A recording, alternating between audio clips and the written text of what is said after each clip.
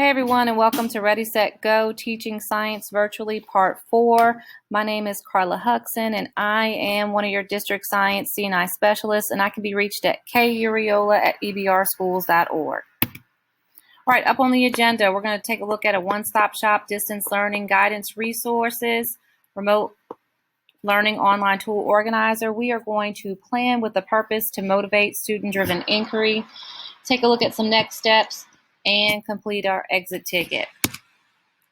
All right, so where can I get guidance for virtually teaching science using the storyline approach?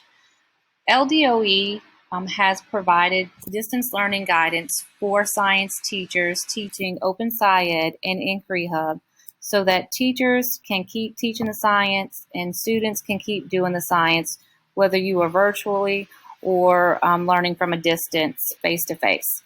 The state has updated and published and released 6th, 7th, and 8th grade Unit 4, and I provided the links here for you.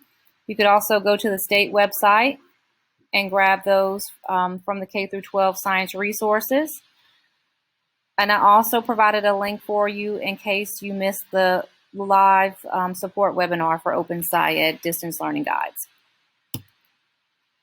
For Inquiry Hub, the state has released and published up to Unit 2 Bend 2, and Unit 3 Bend 1 is scheduled to be released in November. I also included the live webinar recording link just in case you missed that webinar.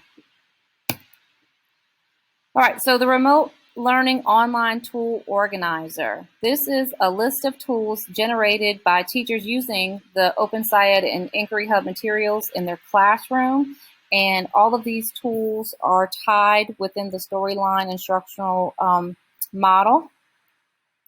You can use this tool when planning so that you can stay true to the storyline approach to teaching science.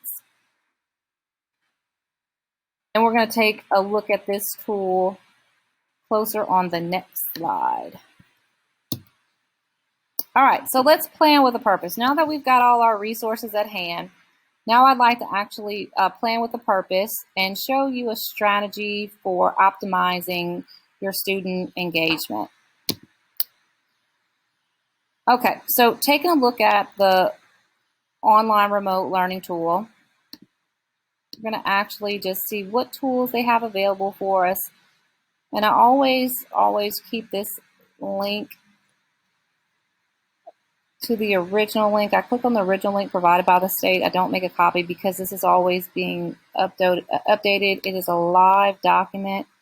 And so if I want to optimize student discourse and get students really engaged with collaborating together, virtually or within distance, I see that one of my resources that I can use is Nearpod. And Nearpod allows students to post and respond to their peers. It's easy to use for creating interactive lesson plans, presentations, assessments, and digital content. Nearpod also allows teachers to track student engagement, and it also provides a platform for student collaboration. So now that I know and picked out what tool that I'm going to use for planning, now I'm going to go to the distance learning guide that's provided by the state. And I just picked Inquiry Hub, Unit 2, Lesson 11. And these are the slides that the students need and the teacher has to provide for the students, and all that is included in the learning guide. So I'm going to click File and make a copy of the entire presentation for myself so that I can upload it into Nearpod so that I can optimize my student engagement during this lesson. So now that I have my own copy of Lesson 11 for Unit 2, I want to share with my students in Nearpod. Well, Google has an add-on tool that we can just click on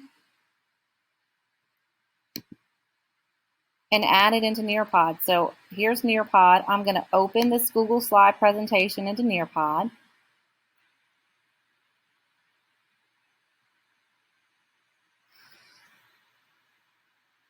And it's loading, but you can see that in the midst of 2 clicks, I was able to take this Google Slide presentation for my lesson 11, make a copy of it, add on the Nearpod add-on in my Google Drive, and I can also allow students to collaborate by adding a collaborate slide in Nearpod. So here the students need to create a Notice Wonder. So I'm going to click on this slide within my presentation, click on my collaborate board, and sometimes it takes a couple seconds to load. It's thinking. And then I can enter the directions for the students. So let's see, type your Notice Wonders here. What does I share? Save. And it's producing my slide.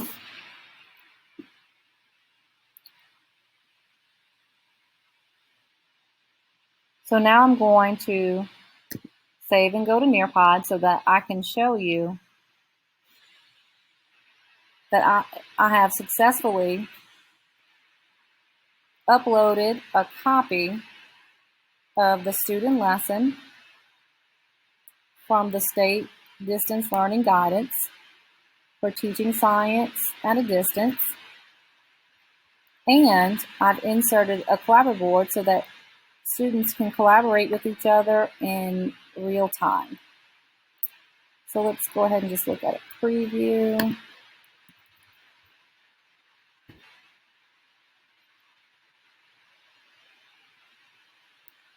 Of the lesson now that's in Nearpod.